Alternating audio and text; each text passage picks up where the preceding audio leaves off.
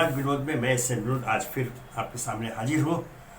आज की सर्वाधिक चर्चित, जी हाँ, दुखद रूप से सर्वाधिक चर्चित एक प्रसंग को लेकर आपके साथ अपने विचार साझा करने के लिए। सचमुच ये अत्यंत ही पीड़ादायक है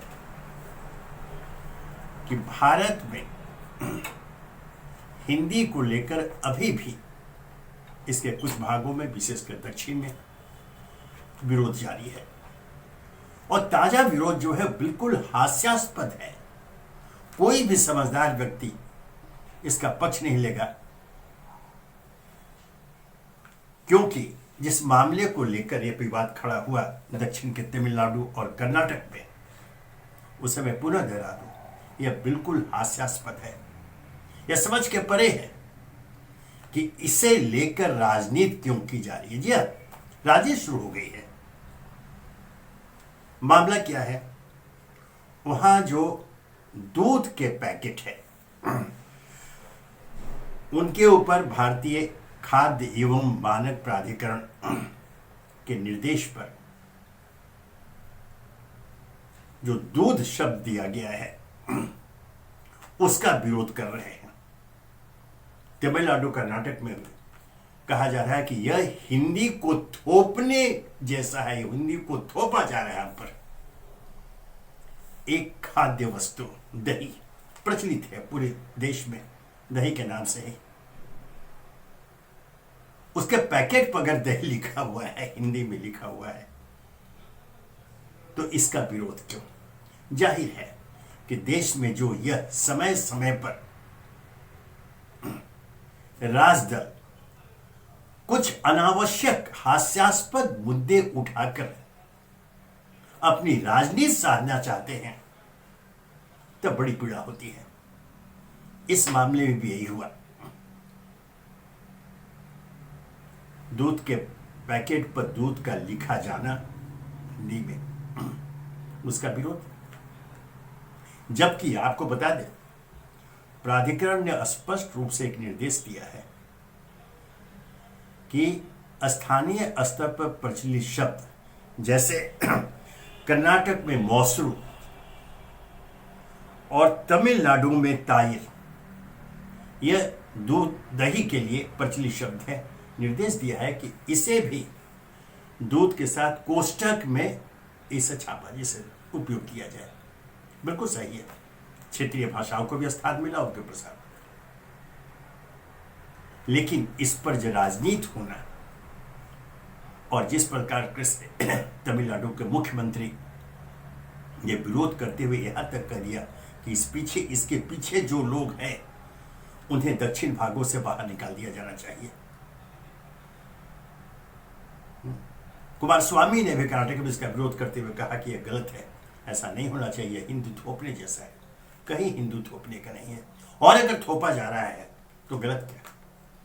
वैसे थोपा नहीं जा रहा है, हिंदी का प्रचार प्रसार किया जा रहा है, जो संवैधानिक व्यवस्था है। संविधान में हिंदी को राजभाषा के रूप में दर्जा प्राप्त है। राजभाषा अर्थात सरकारी कामकाज की भाषा, उसे दर्जा प्राप्त है। वैसे यह दुखद है कि हिंदी को अभी तक राष्ट्रभाषा का दर्जा प्राप्त नहीं हो सका है। यह दुखद है, इस पर एक चर्चा होती रहती है। लेकिन इस मामले में जो एक दूध को लेकर, एक पेय पदार्थ दूध को लेकर, उसके नाम को लेकर, हिंदी नाम को लेकर जो विरोध कर्नाटक और तमिलनाडु में हो रहा है, राजनीति यह है, तुच्छ राजनीति है। यह पूरे समाज, देश के माथे पर कलंक की तरह है। यह काला टीका है। जिस प्रकार से तमिलनाडु और कर्नाटक में विरोध हुआ, तमिलनाडु में डीएमके की सरकार, कर्नाटक में विपक्षी जेडीएस, इन लोगों ने विरोध किया। और तो और केंद्र में सत्तारूढ़ भारतीय जनता पार्टी के स्थानीय इकाई ने भी विरोध प्रकट करते हुए इस अध्यादेश को वापस लेने की मांग की है। यह दर्शाता है कि हम आजादी के अमृत काल में तो प्रवेश कर गए, समारोह मना रहे हैं, कार्यक्रम कर रहे हैं, हर्षोल्लास से इसका हम प्रचार प्रसार कर रहे हैं, लेकिन आज भी हमारी सोच निम्न स्तर की है। हम राजनीति के लिए निष्ठा की हद तक जाने को तैयार है। यह इस ताजा प्रकरण ने एक बार फिर से प्रमाणित कर दिया। ऐसा नहीं होना चाहिए। तत्काल दूध शब्द का विरोध करने वाले तमिलनाडु और कर्नाटक के लोग, उनके सत्ता पक्ष या विपक्ष दोनों, दुखद रूप से भारतीय जनता पार्टी के स्थानीय इकाई भी इसमें शामिल है, ये सभी अपना विरोध वापस लें और जिस प्रकार से भारतीय दुग्ध एवं खाद्य एवं और जिस प्रकार से भारतीय खाद्य सुरक्षा व मानक प्राधिकरण ने निर्देश जारी किया है, स्थानीय जो शब्द हैं दूध के लिए, उनका प्रयोग भी कोष्ठक में पैकेट पर किया जाए। विवाद यहां खत्म होना चाहिए। देखें इसका असर कितना पड़ता है राजनीति पर। जी हाँ, राजनीति पर, चूंकि उन्हें तो राजनीति करनी है, उन्हें किसी भाषा से कोई प्यार मोहब्बत नहीं है, न अपनी क्षेत्रीय भाषा से न राजभाषा से। उन्हें सिर्फ अपने राजनीति की रोटी सेकनी है। इसके लिए चाहे वो कुछ भी उनको करना पड़े, चाहे जिस कदम को उठाते हुए निम्न स्तर तक भी जाना हो, तो उसके लिए वो आगे बढ़ जाते हैं। यह स्थिति है। बहरहाल इस मुद्दे ने एक बार फिर हिंदी को लेकर, उसकी प्रतिष्ठा को लेकर और राष्ट्रभाषा के रूप में हिंदी घोषित किए जाने को लेकर एक बार फिर बहस छिड़ गई है इस विवाद के आलोक में। जी हां, विश्व का सबसे बड़ा लोकतंत्र भारत, क्षमा करेंगे इस टिप्पणी के लिए, शर्म आती है कि विश्व के सबसे बड़े लोकतंत्र भारत, लोकतंत्र की जननी भारत की अपनी कोई राष्ट्रभाषा नहीं है। शर्म की बात है यह। धिक्कार है हमारे राजनेताओं पर, हमारे शासकों पर कि आज तक इस बिंदु पर वे विफल रहे। आज तक देश को, भारत को उसकी जुबान नहीं दे पाए। यह भी विश्व का एक अकेला उदाहरण है कि भारत की अपनी कोई राष्ट्रभाषा नहीं है। राष्ट्रध्वज है, राष्ट्रगान है, राष्ट्रभाषा नहीं है। इससे ज्यादा शर्म की और बात क्या हो सकती है। अब चूंकि हिंदी को लेकर एक विवाद दक्षिण में शुरू हुआ है, तो इसे आगे बढ़ाया जाए और इसके तार्किक परिणति पर पहुंचाया जाए ताकि हिंदी को राष्ट्रभाषा का दर्जा मिले। प्रसंगवश बताना चाहूंगा, नई पीढ़ी के जिहन में सवाल पैदा होता है कि आखिर हमारी अपनी राष्ट्रभाषा क्यों नहीं है। मित्रों, बता दूं, आपको जानकारी होगी, लेकिन नई पीढ़ी को मालूम होना चाहिए। जब संविधान सभा में राष्ट्रगान की अनुमति मिल गई, स्वीकृति मिल गई, राष्ट्रध्वज की मिल गई, राष्ट्रभाषा की जब बात आई, तो पहले बता दो, यह जो दक्षिण के क्षेत्र आज विवाद में आते हैं, तब दक्षिण के प्रतिनिधि की ओर से सुझाव आया था कि हिंदी राष्ट्रभाषा बनेगी, हिंदी को राष्ट्रभाषा बनाइए।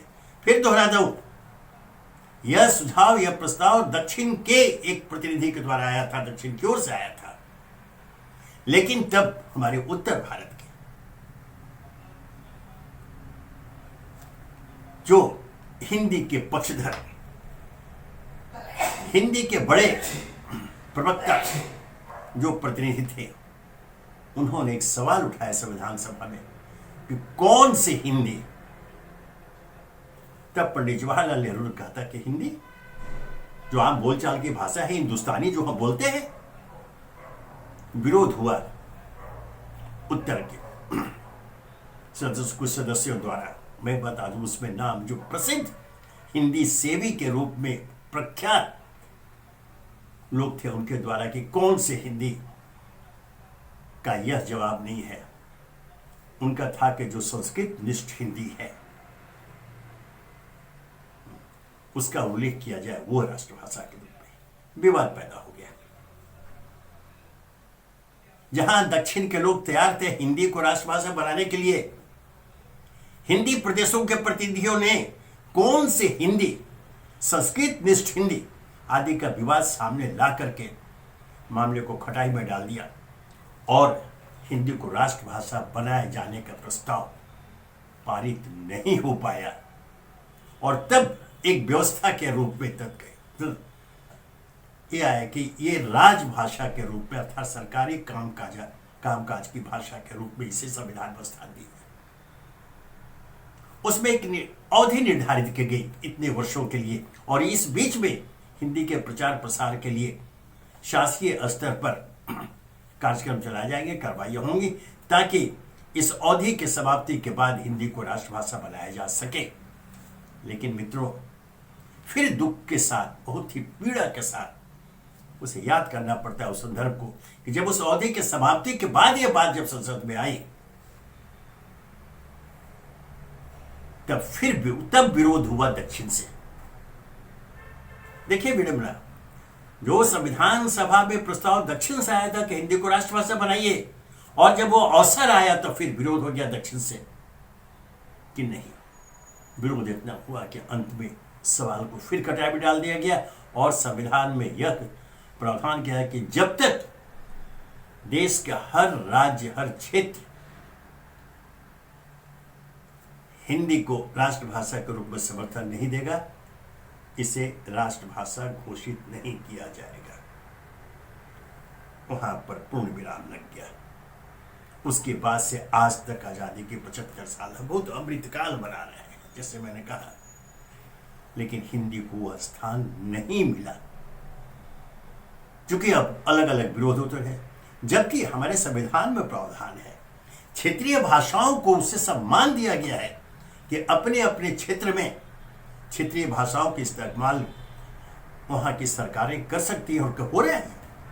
महाराष्ट्र में मराठी हो, बंगाल में बंगाली हो, गुजरात में गुजराती हो, तमिल में तमिलनाडु में तमिल हो, कर्नाटक में कन्नड़, हर तरह से हो रही है। लेकिन जब राष्ट्रभाषा यहाँ की बात आती है तो वह एक मत नहीं हो पाते। यह दुखद है। यह हमारी घृणित वोट बैंक की राजनीति है जिसने भारत को उसकी जुबान से वंचित कर रखा है। शर्म आनी चाहिए इन राजदमनों की, राजनेताओं को, जो भाषा के नाम पर गंदी घृणित राजनीति कर भारत को राष्ट्रभाषा से वंचित रखे हुए उन्होंने और अभी भी प्रयास कर रहे हैं। इस पर सरकार पहल करे और यह केंद्र में सत्तारूढ़ भारतीय जनता पार्टी जो हिंदी की पक्ष रही है, राष्ट्रभाषा के रूप में हिंदी को स्थापना की पक्ष रही आरंभ से, यह उनका दायित्व बनता है। प्रधानमंत्री नरेंद्र मोदी रोज नए नए कदमों की चर्चा कर वर्तमान सरकार की सफलता का वर्णन किया करते हैं, श्रेय लिया करते हैं, श्रेय दिया जाता है। लेकिन यह एक अवसर है, एक बहुत बड़ा अवसर है मोदी सरकार के लिए और भारतीय जनता पार्टी के लिए कि भारत को, भारत माता को उसकी जुबान दे दें, भारत को राष्ट्रभाषा दें, इसे वंचित न रखें। विपक्ष से जो अन्य और संबंधित दल हैं उनके साथ बैठ करके चर्चा करें। जैसा मैंने कहा कि शुरू में ही संविधान सभा में ही दक्षिण से समर्थन मिला था हिंदी के पक्ष में, उन सब बातों की याद दिलाएं, चर्चा कर भारत को उसकी राष्ट्रभाषा दें, अर्थात हिंदी को राष्ट्रभाषा के रूप में स्थापित करें। यह श्रेय मिलेगा मेरी सरकार को, इतिहास में अमर हो जाएंगे। पूर्व शासकों ने जो गलतियां की उन गलतियों को न दोहराया जाए, शर्म आती। जब उस समय यह तय हुआ कि हिंदी राजभाषा रहेगी और उनके साथ साथ अंग्रेजी चलती रहेगी, अन्य भाषा चलती रहेंगी और हिंदी के प्रचार प्रसार का काम किया जाएगा। प्रचार को कोई हिंदी समितियां बनी, बहुत राष्ट्रभाषा समिति, बहुत सारी संस्थाएं पूरे देश में हैं, उन्हें सरकार अनुदान देती है। लेकिन हिंदी राष्ट्रभाषा बने इस दिशा में अभी नहीं सुना गया कि किसी संस्था ने पहल की। पीड़ा होती है, दुख होता है जब हम देखते हैं कि विभिन्न सरकारी दफ्तरों में हिंदी अधिकारी की नियुक्ति की जाए, अर्थात कामकाज अंग्रेजी में हो, चलता रहे और उसका अनुवाद हिंदी में हिंदी अधिकारी करे। होना तो यह चाहिए था कि शुरू में ही यह निर्णय लिया जाता कि कामकाज हिंदी में होंगे, आवश्यकता अनुसार जिन्हें जरूरत है उन्हें अंग्रेजी में अनुवाद उपलब्ध किया जाएगा और हिंदी अधिकारी की जगह अंग्रेजी अधिकारियों की नियुक्ति होती। यह चूक हुई है तत्कालीन शासकों से, लेकिन इसे कब तक, कितने दिनों तक, क्या अनंत काल तक ढोया जा सकेगा? ऐसा नहीं होना चाहिए।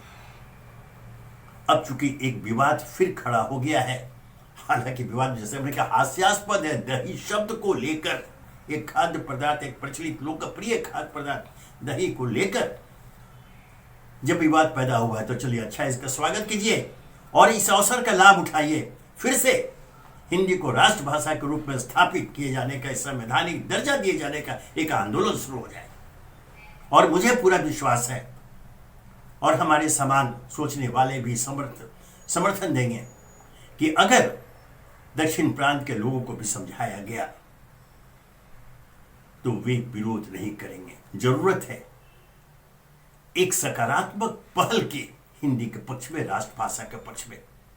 सभी को विपक्ष को विश्वास में लेकर केंद्र सरकार इस पर चर्चा करे, उन्हें सफलता मिलेगी। और तब अनेक मामलों में जो इतिहास में दर्ज होना चाहते हैं, अमर होना चाहते हैं, हमारे प्रधानमंत्री नरेंद्र मोदी, यह श्रेय उन्हें मिलेगा कि उन्होंने भारत माता को उनकी जुबान दे दी, भारत को एक राष्ट्रभाषा दे दिया जिसकी जरूरत है। अन्यथा जैसी चर्चा करते हैं, नई पीढ़ी पूछती है कि हमारी राष्ट्रभाषा क्यों नहीं है, कोई जवाब नहीं है हमारे पास। आज मैं जिन संदर्भों का उल्लेख कर रहा हूं, अन्य लोगों को भी जानकारी है, इसका प्रचार प्रसार करें और इसे माध्यम बना करके एक व्यापक राष्ट्रीय बहस शुरू करें और सभी को विश्वास में लेकर यह सुनिश्चित करें कि भारत को उसकी जुबान मिलेगी, उसकी राष्ट्रभाषा मिलेगी, हिंदी राष्ट्रभाषा के रूप में स्थापित होगी। यह दही, यह मिठाई, यह दूध, इसे लेकर आप हिंदी का अपमान नहीं कर रहे हैं, अन्य क्षेत्रीय भाषाओं का भी अपमान कर रहे हैं। गंदी राजनीति को चिन्हित कर आप अपनी ओछी मानसिकता को प्रदर्शित कर रहे हैं और इसके लिए इतिहास आपको कभी क्षमा नहीं करेगा। ध्यान रखें, हिंदी स्वाभाविक रूप से अपने गुणों के कारण, अपने प्रभाव के कारण, अपनी लोकप्रियता के कारण राष्ट्रभाषा का दर्जा प्राप्त करने की पूरी पात्रता रखती है।